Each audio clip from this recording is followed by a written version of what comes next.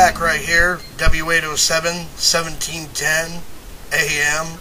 And yeah, read my blog at www.blogs.myspace.com/GavatronX9. And you know, if you're watching this on YouTube or whatever, seriously, man, if you think that's evil, man, just, you know, I don't know, get a sense of humor. All right, I'm going to warn you guys about something. First off, one, okay, yeah, I know the audio quality ain't that cool, and I do apologize for that. But I mean, you know, just the fact that I was able to record him off my cell phone while he was making a call to me is pretty damn cool. And two, I may have to, it may chop off in the middle of a sentence here or there because of, well, restraints that I do have in audio production and all that good stuff. So, without further ado, onward. Dave Johnson. So it was actually 79. The one thing that's changed is that I now have fact, not just the knowledge of, I guess, the spirit. I don't know how else to explain it. But 1995 was a record year, coast to coast in the weather for virtually every single state in the 50 states of the U.S., including Alaska and Hawaii. And people know that. And to know that that was going to happen in January is unthinkable. That's very interesting. Have you ever made any predictions where people have died, like lots of people have died? Yeah. One of them in particular was the hardest one. It made me very sick. It wasn't the only time I've been very sick, but it was probably one of the worst. And it was 1985. It wasn't the greatest prediction in scientific terms. Scientists, I've been tested by the government. We'll talk about that, I'm sure. Scientists have parameters, and, you know, parameters generally are 4 parameters. There's 4 general parameters to any basic scientifically testable prediction. 4 parameters are what it is, in other words, what the event is. Number 2, where it is. Number 3, when it's going to happen. And number 4, how much, or how bad, or how serious. Whatever scale parameters you need to use to describe how much. Those are the 4 parameters of every scientific prediction of any value and even possibly testable. In the case of 1985, this was the prediction. I'm going to use the exact words as best as I can. I'm going to quote myself. In the next 30 days, there's going to be a volcanic-like disaster, and it's going to be a fatal event. And that's all I could say. That was the buzz that I managed to say. It was a volcanic-like event, and that's a quote.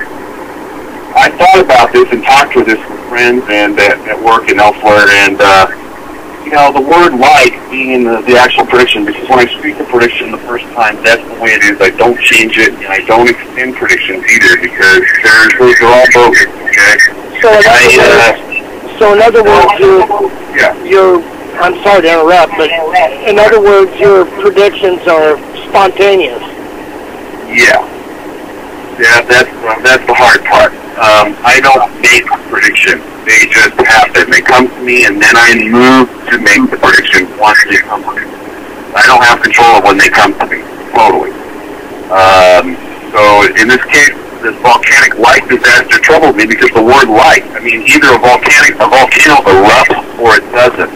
I didn't know that a volcano doesn't have to fully erupt to kill people.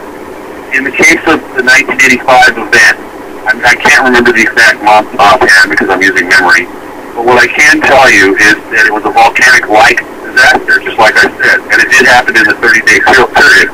And unfortunately, 30,000 plus people died in Cameroon, Africa, where a basically dormant volcano had a minor earthquake. And what made it fatal was this minor earthquake caused a gas leak.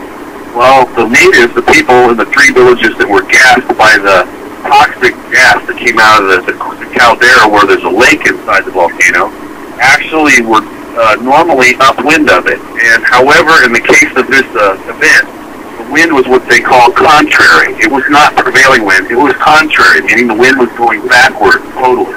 Because of that, the wind went east to where the populations of cities live. And actually, it was in a large enough quantity to kill people. The volcano did not erupt. It just let leak a little gas from deposits of rotting debris in minerals at the bottom of a lake in the caldera in the center of basically the cone.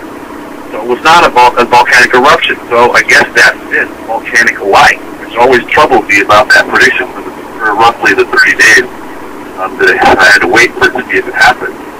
And, you know, that made me sick because I felt really useless at that point. And that was 1985. How do you come up with these predictions? Well, I, believe totally that the spirit precedes the physical. I believe that, I asked Jesus back in 1979 and in 1978, if you're real, Jesus, these are pretty much the exact words of a prayer, please show me or tell me something before it happens. And I didn't specify what.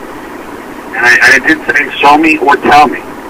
And I didn't specify what to show me or tell me, what type of predictions. I lived in California, I lived in the San Francisco Bay Area, and I knew that weather and earthquakes in California are earthquakes are not predictable hardly at all. Well, I'm not going to say that. They are predictable.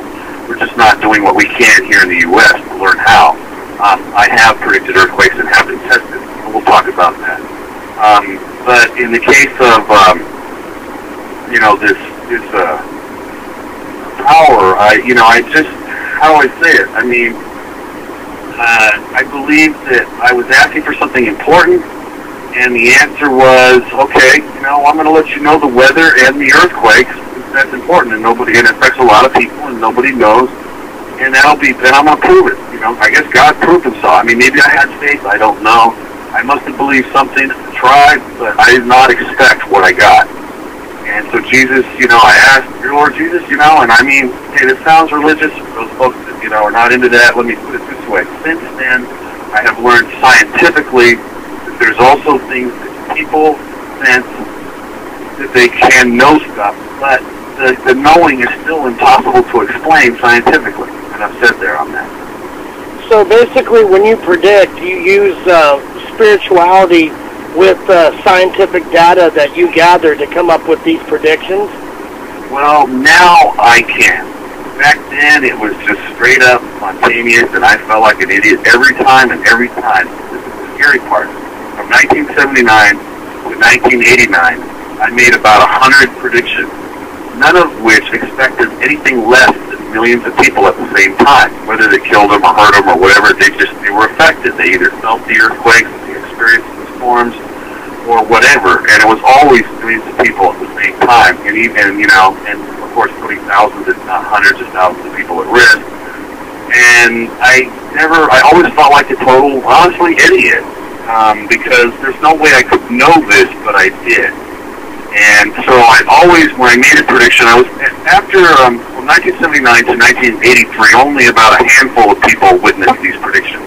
In other words, verbally would tell at least 4 or 5 people that, what's going to happen, when, where, and all the details. And then, I told them, I said, if it happens, it's not me, it's Jesus. I don't know how to explain it other than that, but we'll see what happens. And every time it did. And some of these events were not even physical or science, like we'll say, natural events. Some of these events were included in technology.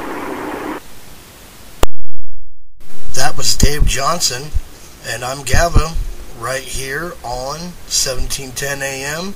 When we come back from the break, we will continue on with the interview. 1710 AM, Gava's blog, right here in W807. Due to the graphic nature of this program, listener discretion is advised.